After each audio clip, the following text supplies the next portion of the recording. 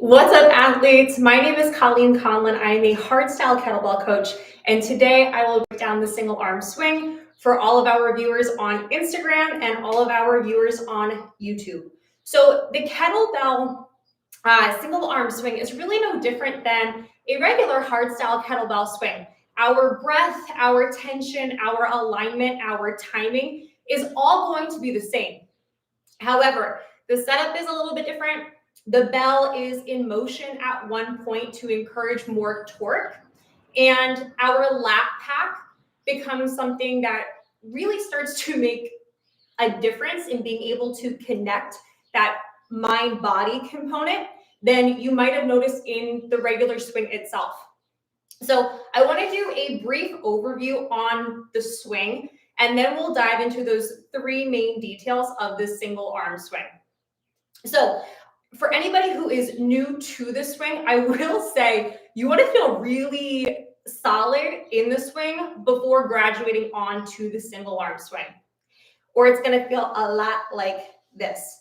So if it feels like I'm going really fast as we do a brief review of the swing, you can scroll back through the pages on Kettlebell Kings. There is a tutorial right there for you on me breaking down the swing, or you can go to my handle, which is I am Colleen Conlon, and I have a tutorial link already set up for you in my stories. So without further ado, let's just do that brief review on the swing itself. I want to show you what it looks like first, and then we'll break down those four main components.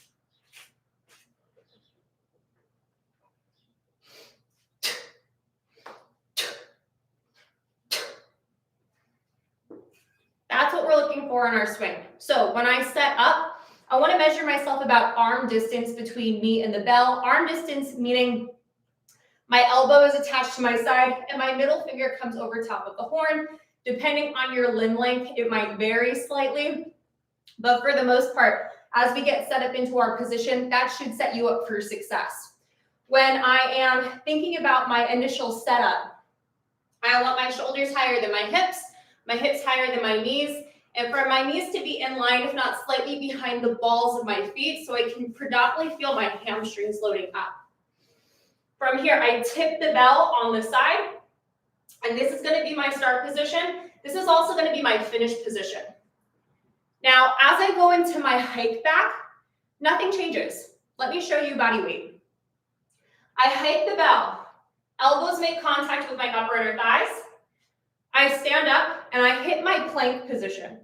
As I'm in my plank position, the kettlebell is right around shoulder height. Your kettlebell does not need to go past shoulder height.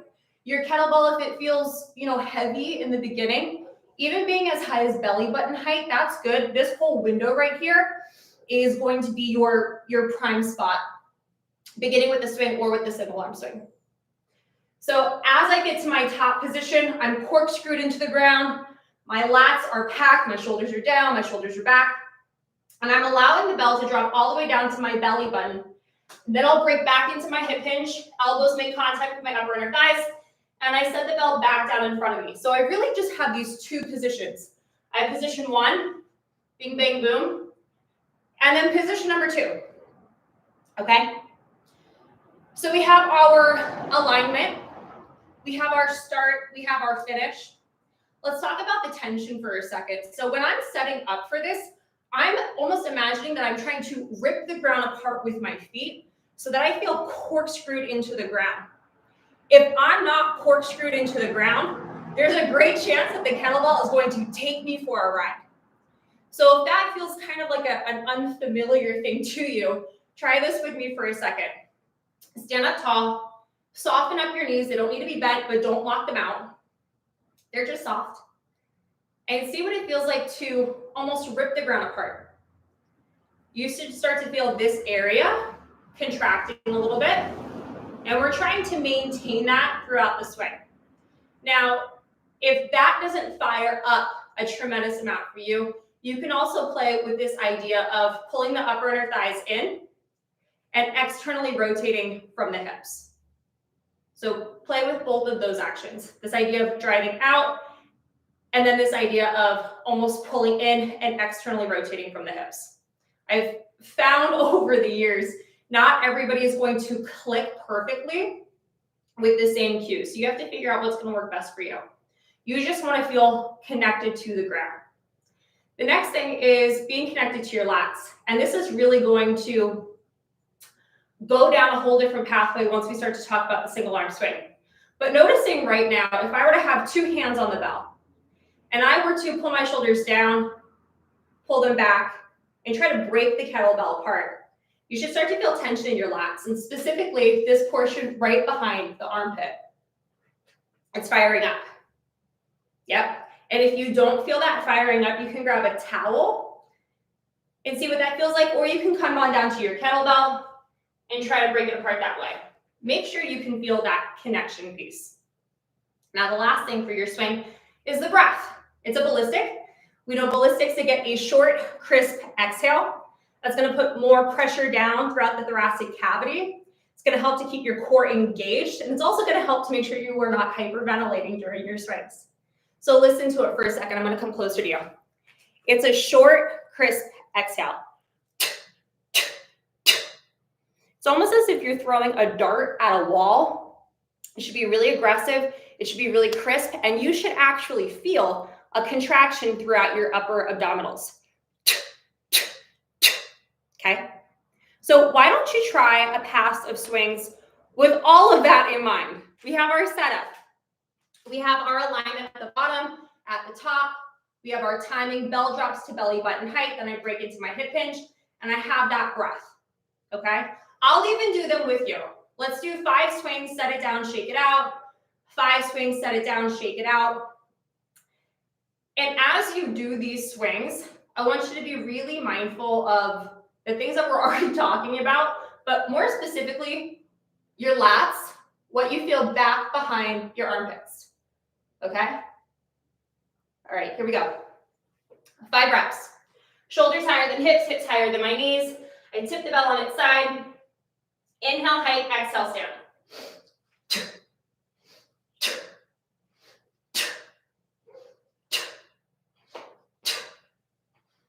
Okay, set it down, shake it out, and take a second and just notice, what did you notice?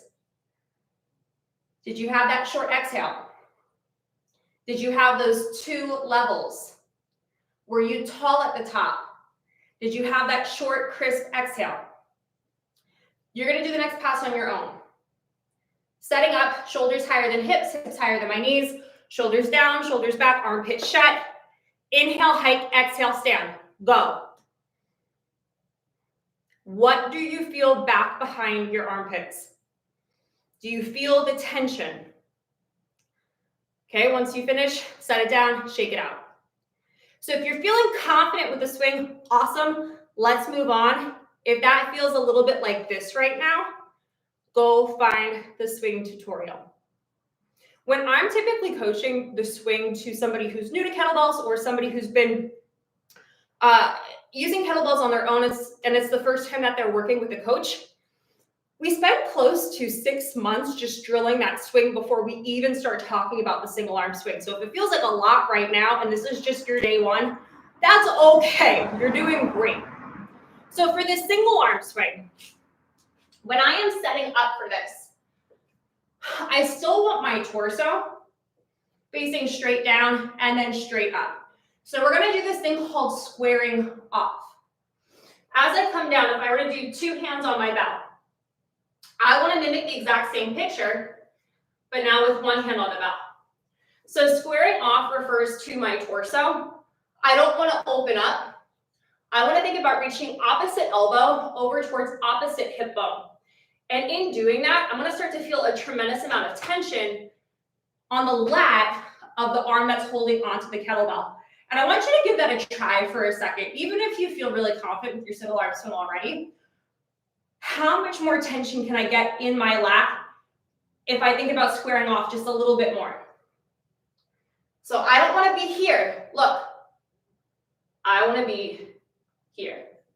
I want it to look the exact same as if 2 hands were on my bell. I want to feel that glowing sensation in my lat.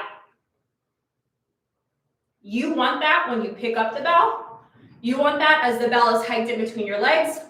You want it when you set it down. You are always staying squared off with the single arm swing. The next thing to notice is the position of my bell. So when I'm going to do a single arm swing, my horn is no longer faced horizontally. It's going to be on a diagonal, not vertical. It's on a diagonal. So as I'm here, my thumb is living on that diagonal as well. When I pass it back, I want my thumb to reach up towards my bum. Okay, thumb to bum. Dr. Seuss, it's really easy to remember. Thumb to bum. When I get to the top, my knuckles are facing up. So as I'm in the motion of this, thumb down, knuckles up. Thumb down, knuckles up. I want this rotation for a little added torque. So my bell is now moving in a slightly different motion than it was for my regular swing. Okay? When I do the actual hike back, it's no different than the regular swing. I'm still keeping shoulders higher than hips, hips higher than my knees. I still want to get my elbow to make contact with my upper inner thigh. I just now need to fight to remain squared and make sure my thumb is rotating back before I stand up. Okay? Now, let's start to talk about this lat pack. So I want you to look at my shoulder for a second. I'm going to come over to Instagram first and then over to YouTube. What I see happen more times than not when somebody is doing a single arm swing, if they're self-taught or if they're just beginning, is their lat does not stay packed for the single arm swing. What I end up seeing is this. The shoulder starts to reach forward. We want the shoulder to stay in line, if not slightly back behind the earlobe. And you'll notice as you do this, when I pull my shoulder back, I feel more tension right here in my lat. So YouTube, I want you to see this from the angle as well. I don't want my shoulder going forward. I need my shoulder to stay in line, if not come back behind my earlobe. Feel that for a second. And listen, muscle amnesia, it is a legit thing. If you're like, I don't really feel it, try this. Go over to a doorway, go over to a squat rack, go over to a bar. I'm gonna go over to my salmon ladder. And what you're gonna see is if I were to allow my shoulder to not stay engaged and I let myself hang back, there's no tension here. But if I were to use my lat to help pull me forward, now I feel all this tension. So let yourself hang back and then try pulling yourself forward. You should feel a difference. If this is kind of a new concept for you, the difference might not feel like a lot in the beginning, but it's something that will really help you over time. And if you want to be able to swing heavy bell single arm, you need your lats to be engaged. So the other way that you can actually test this out in motion is with your arm driver. So most kettlebell certifications, when you go, they ask you to do some type of an action with the free arm. And that's great. You're going to see most of the time single arm swinging. The free arm is going to come underneath your chin. It kind of looks like you're running, kind of looks like the top of getting ready to throw a punch. I'll show you.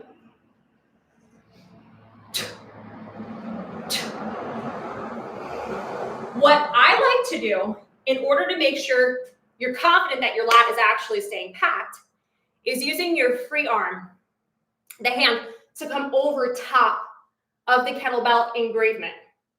So look at this body weight for a second. It's going to be a little bit hard for you to catch when I'm actually in motion, but I will show you. If my shoulder, and YouTube, I'll show you from your angle in a second, but Instagram, if I'm keeping my shoulder down and back, and I'm holding on to the handle, if I try to get my palm over top of the engravement, it should reach. If it's not over top of the engravement, this is going to be what happens. I won't be able to make that contact with my hand. And that's how I'm getting that tactile feedback that yes, my lat is staying packed, or no, I might be missing the mark. So YouTube, check that out for a second. I'm holding on to the handle. My shoulder is down, back, my lat is packed. If I reach over top of the engravement, I should be able to get my palm to cover it. If I'm not packed, this is gonna be what happens. And that's how I know, is my lat packed or is it not? This might sound like, oh, it's just like such a little thing. This is a game changer. Having your lat packed is going to help allow you to make a lot of progress with the single arm swing, or it's really going to stall you pretty freaking quickly. So I want you to try it, and I would definitely encourage you, try it with something around testing size, bell size. The bigger the bell starts to get, it's a little bit harder to make sure it's hitting without your elbow starting to bend on you. But I guarantee you, with your testing size bell or something close to it, this will hit. So watch me for a second. I'm going to show you what this looks like if my lat is packed and my bell is getting over top of the engravement, and then I'll show you what it looks like if it's not hitting. So here's 3 reps, my lat's packed. Notice at the top, my palm, it goes right on top of the engravement. I can feel my lat. If it's not over the top, notice how my shoulder comes in front of my earlobe.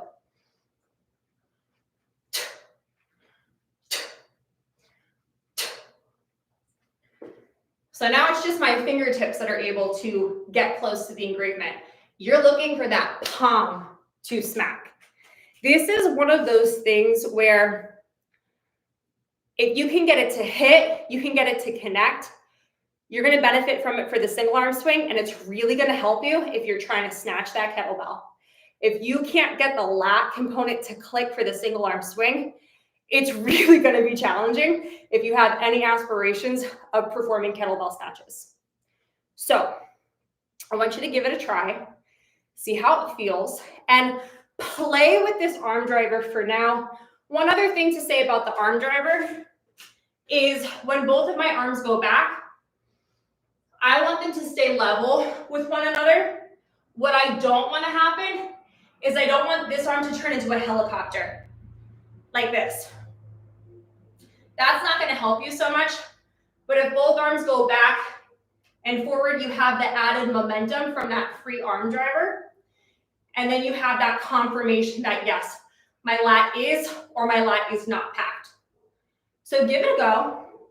Why don't you aim for 5 to 10 reps on the right, 5 to 10 reps on the left, and then we'll check in to see if you have any questions, okay? So I'm going to coach you through this. I want you to watch it one more time, and then it'll be your turn. So as I'm setting up, my kettlebell is living on the diagonal. My shoulders are still higher than my hips, hips higher than my knees. I want to reach back, thumb to bum, knuckles up.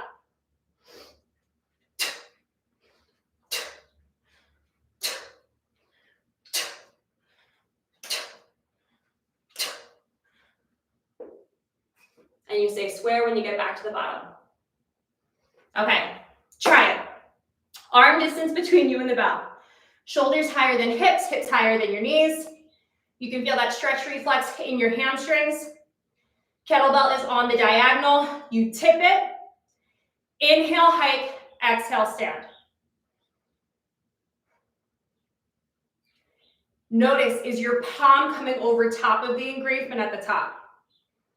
If you can feel that contact happening, notice, what do you feel back behind your armpit of the arm that is on the kettlebell? Okay, once you finish your reps, set it down, shake it out, and then you're going to get ready to try the same thing on the other side when you are ready.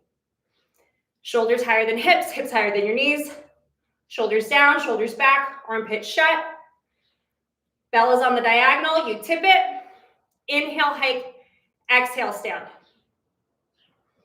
What are you feeling? Can you get your palm to make contact with that engravement? If you can, it's just confirmation your lat is packed. And set it down, shake it out. Great. Now, when it comes to getting the palm over top of the engravement, I don't think it's something that you necessarily need to do all of the time. But again, it's great to just get that tactile feedback that, yeah, I'm doing it right, especially if you aren't working with a coach and you can't get that live feedback.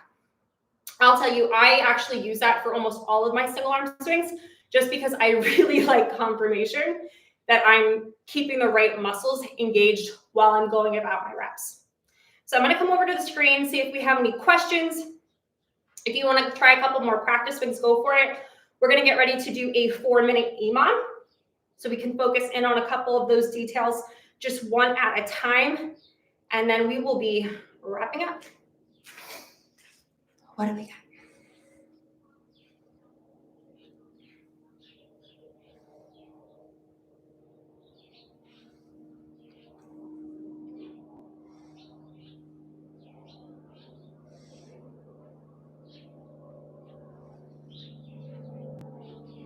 Hi, Maddie. All right, looks like you guys don't have a whole lot of questions. But if anything does come up, or if I miss any of your questions here right now, feel free to reach out to me in the DMs on my Instagram account, which again is I am Colleen Conlon. All right.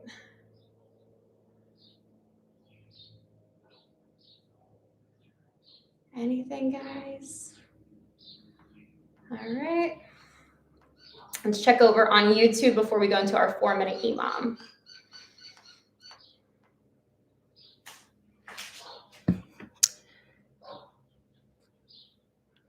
Hey, Anthony. Okay, so your tight lower back is killing you. I would definitely say if you are engaged in your lats, you shouldn't feel this in your low back. If you're not engaged in your lats, there's a really great chance that that could be the culprit of the tight low back. But even before thinking that it could be anything to do with your form, I would check in and see how your hip flexors are today. Did you stretch them out? Have you been feeling anything in your low back prior to doing the swings, or is it just happening from the swings? A lot of different questions to look to get some answers before saying it's anything to do with the single arm swing itself. But I will say, a kettlebell swing should not be something that upsets your low back. If doing your kettlebell swing is upsetting your low back, there's probably something that needs to be tweaked in your technique. It's not the kettlebell swing.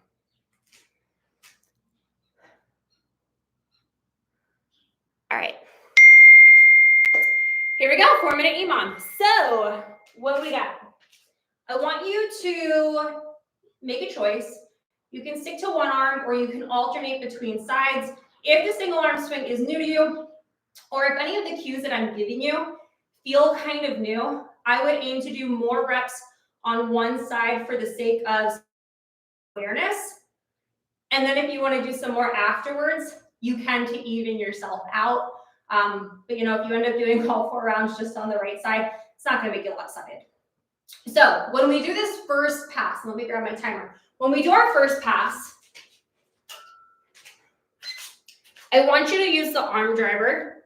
Your goal is to get your palm to make contact with the engravement of the bell on every single rep. If you lose your breath, if you lose the timing, if you lose any of those components, no big deal.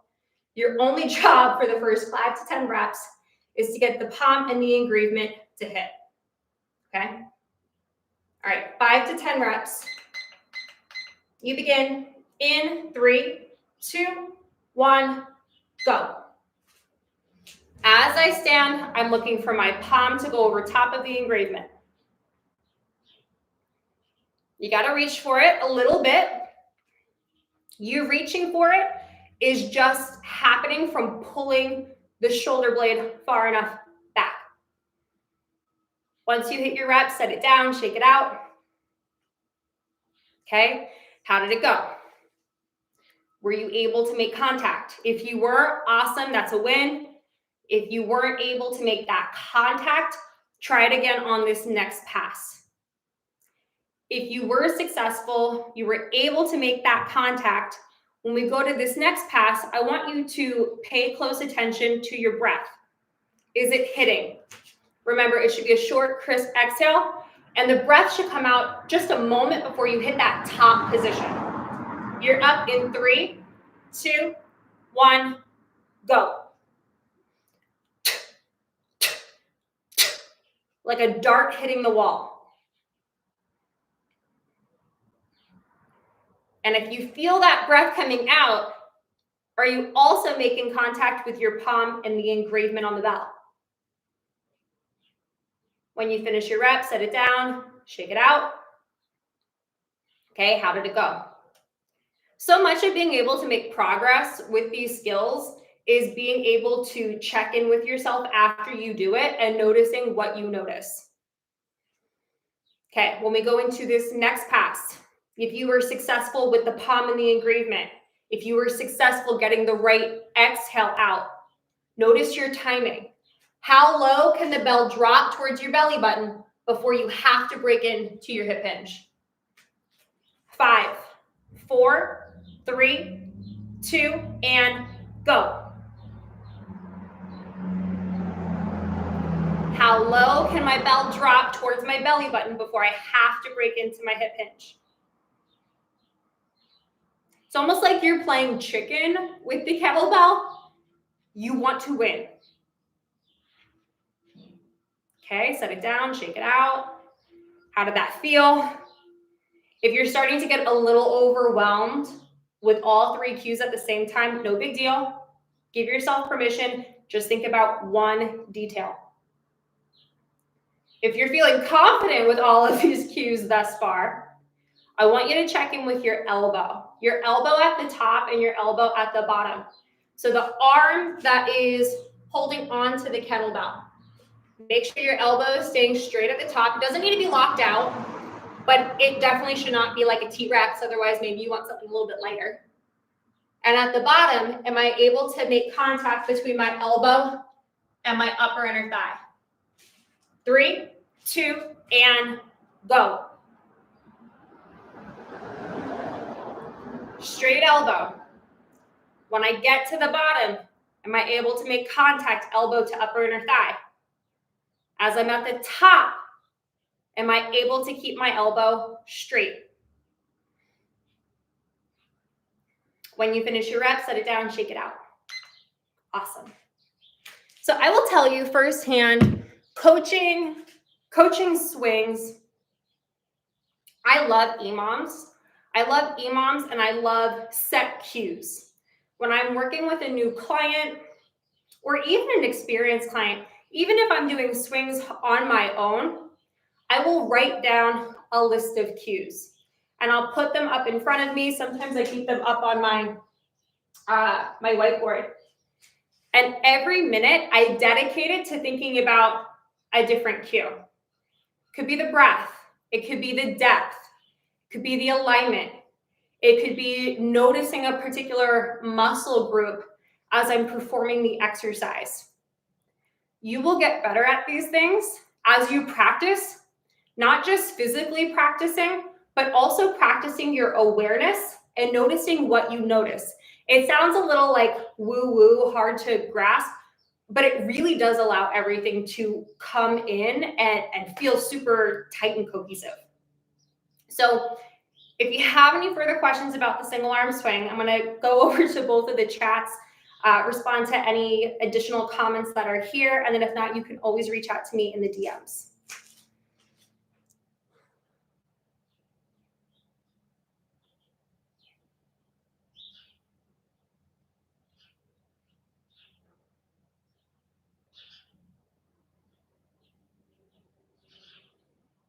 All right, Kettlebell Kings, you guys are awfully quiet on Instagram.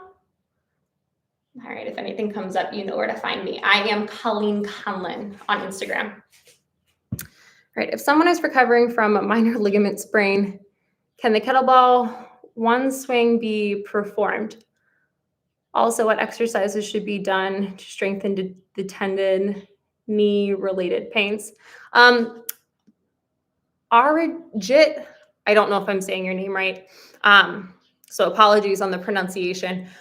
It's really hard for me to give you specific feedback on that, given I don't know anything else about you. But yeah, it's definitely possible to work on your swing variations as you are healing. It really is going to kind of depend on where you are at. If you work with somebody one-on-one, I would definitely reach out to them. But I wouldn't necessarily say this is something that has to be avoided. or has to be done. It really, really depends on the condition that you're fully in. I would just kind of notice, like, how does this feel on my body as I'm practicing it? And I would go through things body weight first, see how it feels before thinking about adding any type of load. Okie dokie. So this is where I leave you today. If you do have further questions, please reach out. If you want to go in a little bit more on the swing before coming back to the single arm swing, go to my stories on Instagram. I already put up the link to my free kettlebell swing tutorial video for you there. And if you are interested in doing a deep dive, I host a 13-week online intensive called Swing to Snatch. And our next round is starting at the end of January. This is going to be the 8th time that I have run the course since 2020. People who come into this course, they are working on the big 6. So it's your squat, your press, your swing, your single arm swing, your snatch, your Turkish get up, swing and single arm swing, and your clean. Clean, snatch, swing, Turkish get up, squat, and strict press. We are doing a deep dive on all of those skills with at least your testing size bell, if not potentially something up to 8 kilos heavier. So if you are looking to get really strong, feel really confident with these kettlebell skills, that is an opportunity that is just awaiting for you. There's a lot of information on the course itself. On my Instagram page, there is a post at the very top that is pinned. It says Swing to Snatch. It's a picture of me doing a single arm swing. Check it out and see if it could be a good fit for you. And if not, I will see you guys in like a month on Kettlebell Kings. All right, bye.